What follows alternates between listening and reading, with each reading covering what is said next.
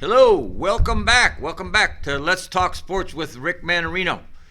I just wanted to give you all a heads up. I just finished my NBA show, which you will also be able to view. We put both of them up. I do a couple of these shows, but right now it's in the middle of Let's Talk NBA. So on this Let's Talk Sports show, I don't refer to NBA or talk to NBA because it's got a separate show. But I'll tell you what, don't miss it. It was a really, really good show. It gives you an incredible amount of information about what's going on in the NBA, and you'll find that I pay attention and I watch a lot of games, and I know and I talk to a lot of people, and I got friends in the NBA, and I know what's going on there. So unfortunately, I don't talk much about the Lakers other than they need to shut it down. But watch the NBA show. It's really a good show this week, and you don't want to miss it. But you don't want to miss this show either. We talk about general sports and a lot going on in sports. The first thing we're going to talk about is of course the NCAA March Madness was really great this year. A lot of upsets, as we said there would be a few weeks ago. The tournament was full of upsets. What was it? 4 11s won, a 15 won, a 12 won, some 10s won. I'm talking about seeded teams. And in the end, you got 4 pretty good teams. I mean, I was disappointed in UCLA. I thought they would do much better, but I don't know if you watched that North Carolina UCLA game. That kid Love, oh my goodness. He single-handedly beat UCLA, and there's nobody in from the West. I always like to, because I'm in the West, want to root for somebody from the West. And last year it was fun that UCLA and USC made good runs last year, but both of them faltered this year. USC I knew would lose in the first round of Miami, and Miami had a good tournament. They went on to play well, and they proved beating SC was no fluke.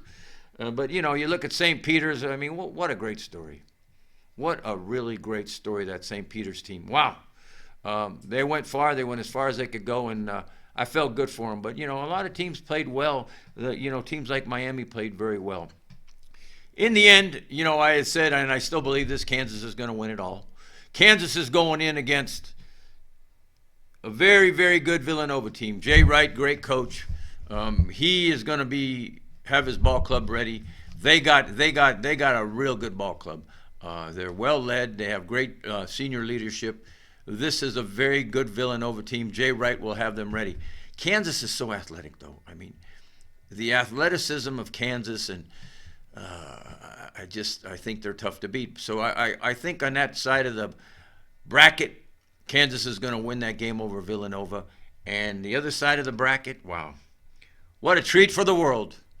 What a treat for North Carolina. Duke versus North Carolina. What a game. They've never faced each other in the NCAA tournament, Final Four. I mean, that's really something. They've never faced each other in their storied past. And think about how many games and how many epic games and how many All-Americans and great athletes have played for those two schools. Think of the athletes, and there's a lot of them in the NBA right now from North Carolina and Duke. So some really great players. So that's a tough game. I don't even want to pick a winner there, to be honest with you. I like both teams. I think both teams have fought hard. Duke, of course, we have the story, of Mike Krzyzewski. This is his final run. He's retiring. He's going on to other things. He'll be on one of the networks, of course, announcing and making millions doing that.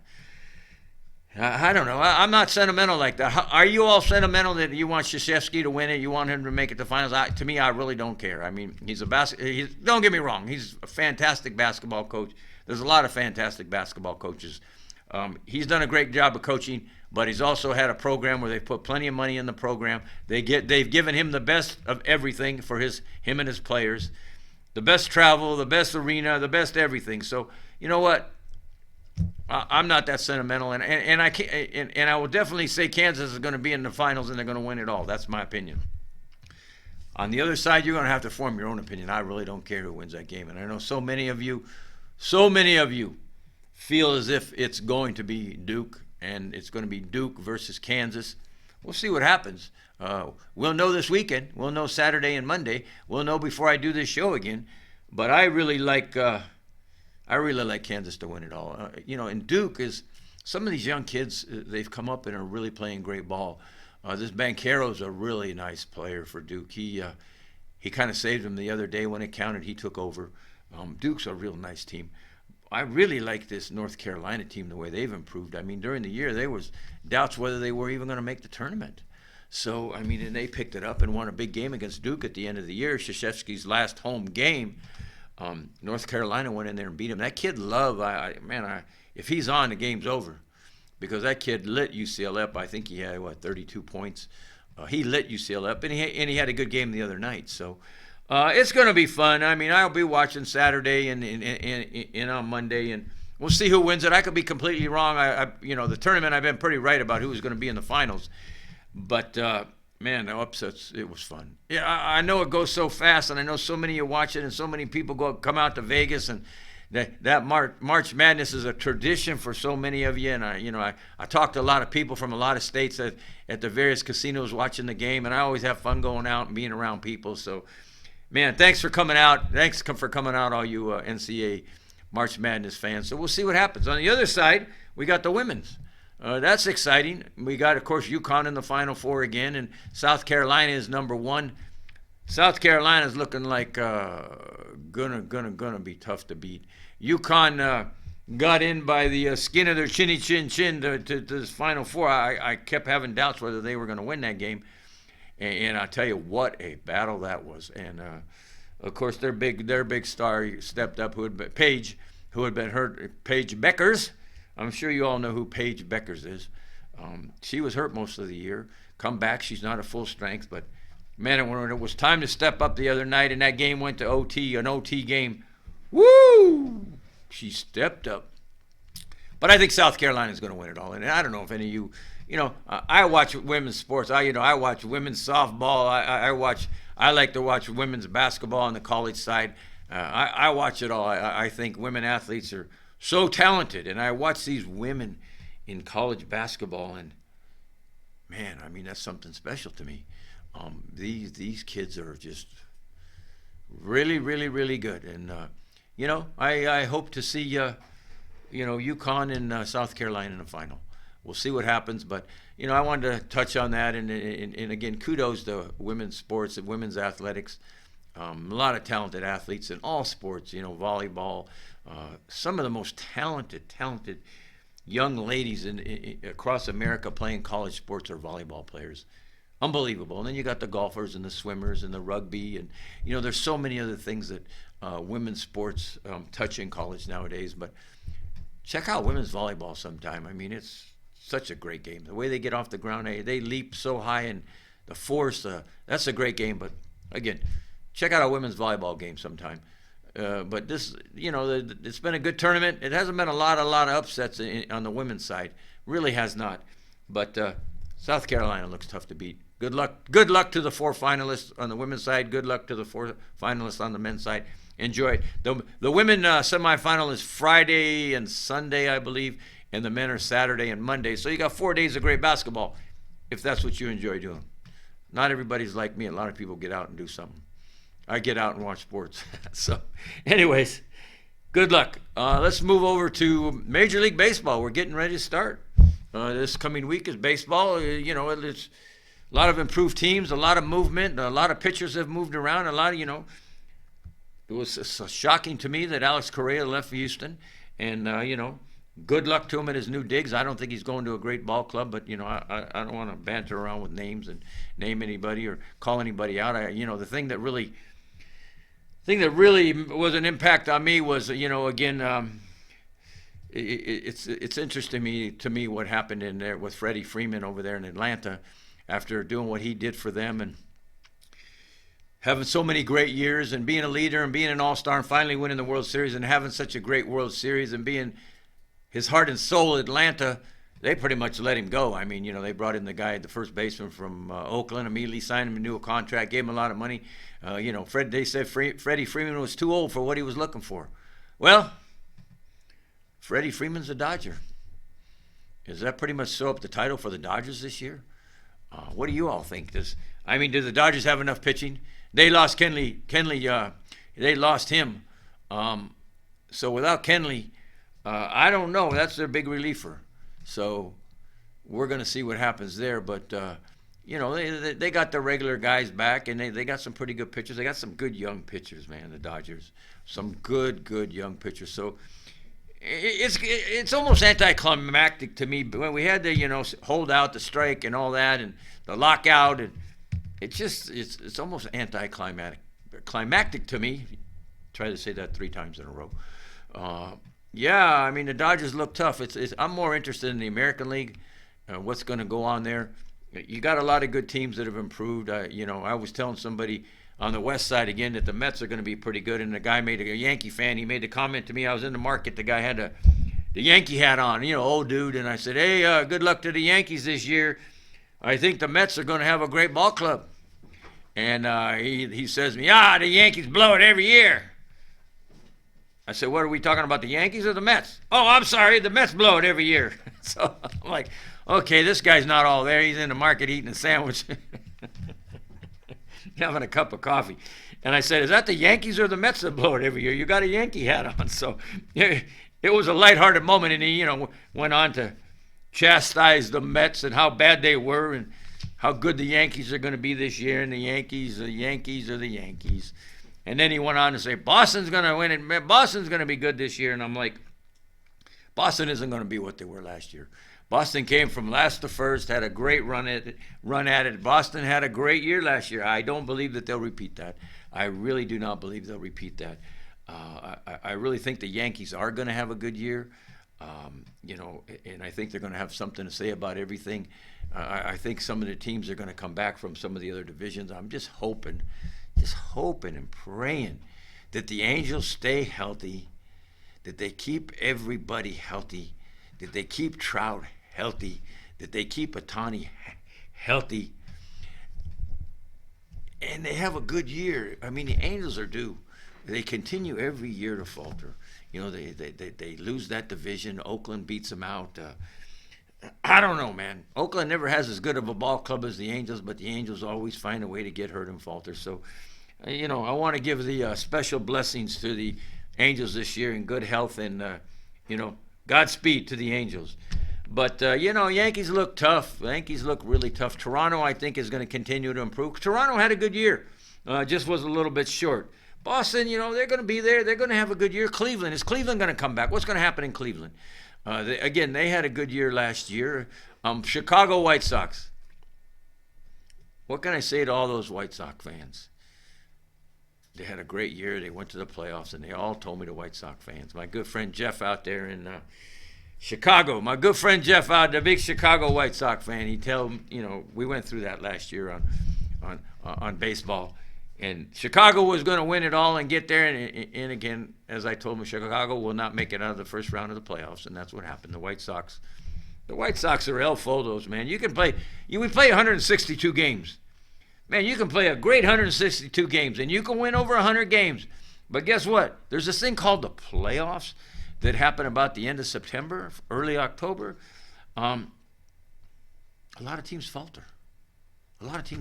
So we're getting ready for baseball. We'll talk more and more. My great friend, the great analyst, the great prognosticator on sports, Dennis Van, who was on my NFL shows and did so great. Dennis did so great during the playoffs, and of course he hit the Super Bowl right on. He was 100% on that one. That was a 100% win for him and everything he bet. He is a big baseball guy, and as we get into baseball season, I'd love to have him on the show and talk to him a little bit. But Dennis if you don't follow him, Dennis Van, he's got his website, vsports.com or something like that, I think it is. Check it out. Dennis is really good at baseball, and that's where he makes his good money. But it's a funny thing. I taught him how to be good at NBA, and he's making nothing but money on NBA. I see you, Dennis. I see you making money, giving those picks out every day, all those free picks on the NBA and making money. I didn't hear a call to say thank you, though, bro. Come on now. Okay. I know. You're an analytics guy. Good luck. Good luck in baseball. Lastly, we're going to talk about the NFL. Oh, my God, what's going on there? The thing that really has stuck out to me in this NFL situation, and again, we got the draft coming up, 26th through the 28th of April or something here in Vegas. Don't miss the draft. And if you can get out here to see the NFL draft, get out here and see it, because it's going to be an extravaganza. Vegas does it right. Vegas does it the best. Vegas has the best shows in town. NFL draft in Vegas is going to be a sight to see. So if you haven't booked your room yet, you got 4 weeks, whatever it is, 3.5 weeks. Yeah, this is going to be the first tomorrow. Get your rooms booked. Get out here for the NFL draft. It's going to be a blast. It's going to be a hell of a lot of fun. So that's going to be great. It's going to be interesting to see who's number one. The quarterback out of Pittsburgh, is he going to go first? What's going to happen? The kid out of Michigan, the defensive end, everybody said he's going to go first. So is it going to be Pickett or Henderson or whatever his name is out of their defensive end at Michigan? Good ball player. I think Pickett's going to have a good NFL career. He's a good quarterback, but there'll be the surprises. You know, my favorite player in the draft, of course, is the kid Drake London out of USC. That kid was a fine player at USC on that lousy team, and then he got hurt, of course, but nobody could defend him, but I think he's probably going to go top 15, Drake London. But that's my guy. That's the guy I'm looking for in the draft. Come out to Vegas. Enjoy it. What's going on with receivers? All the receivers in the NFL are moving around. I mean, Cooper's gone out of Dallas. Of course, Adams left Green Bay, which was funny. I thought Adams and you know, that everything was good between him and Green Bay, and all of a sudden he was gone. I think that has something to do with Aaron Rodgers taking all the money, and I think Adams got tired of it, and moved on. And then, you know, we had that big switch from Kansas City. You know, big boy moving over to Miami. That's a big trade, and man, oh man, did Kansas City get a lot of draft choices. Wow. They were saying that I think Kansas City has 12 draft choices in the first 5 rounds. That's crazy. It's a record. Kansas City is going to load up with ball players, and they'll find 5 or 6 people that are going to start. So, you know, they go and make a big change, and, you know, of course they're looking for receivers, but Kansas City is going to load up, man. And again, I think they'll be a Super Bowl contender again this year. They had a disappointing ending. I think Buffalo will be a Super Bowl contender. We know that Tampa's going to be a Super Bowl contender, and we had news there. Todd Bowles, new coach. Bruce Arians at 69 decided to step down. He said he told Brady before Brady decided to re-sign with them that he was leaving. But they don't lose anything with Todd Bowles. I believe Todd Bowles is actually a better coach than Bruce Arians. So I think that Tampa's in good hands, and Todd Bowles is a great defensive coach. I believe that Tampa's going to contend for that Super Bowl again, and that's why Brady came back. And maybe my Buffalo team will get there this year, but we'll talk more. We'll talk about the draft. We'll talk about movement. There's going to be more movement. There's been a lot of movement in the NFL. Like I said, a lot of receivers. Quarterbacks are still out there. Jimmy Garoppolo isn't. 49ers say they're not getting rid of him, and he said goodbye a few months ago. I couldn't understand it when he said goodbye to the San Francisco fans, and he said thank you for everything. And now I hear John Lynch, the GM, say we're not getting rid of him. You tell me. Where's Baker Mayfield going? Is he going to be there? They've already gotten a backup to him, to Watson over there. Watson gets the job. We don't even know what's going to happen with discipline with the NFL with Deshaun Watson. Is he going to even play football this year? Supposedly he's the new man in Cleveland.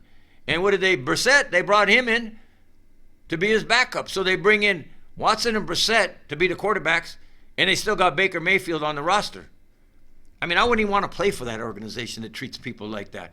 I mean, that's ridiculous to have 3 quarterbacks on the roster, one who had the star attached to him, and now all of a sudden he's not a star, and you're going to get rid of him. He wants out. You want him out. What's Baker going to do? Oh, what happens? Let me ask you a question. What happens if Deshaun Watson can't play and the NFL disciplines him for the year or for half of the games? Discipline him for 9 games. Let him play 6 or 7. What's going to happen? Oh, Baker's our man again. So, Cleveland, I got no respect or no use for you. And I think Stefanski, you're an average coach. You had 1 good year.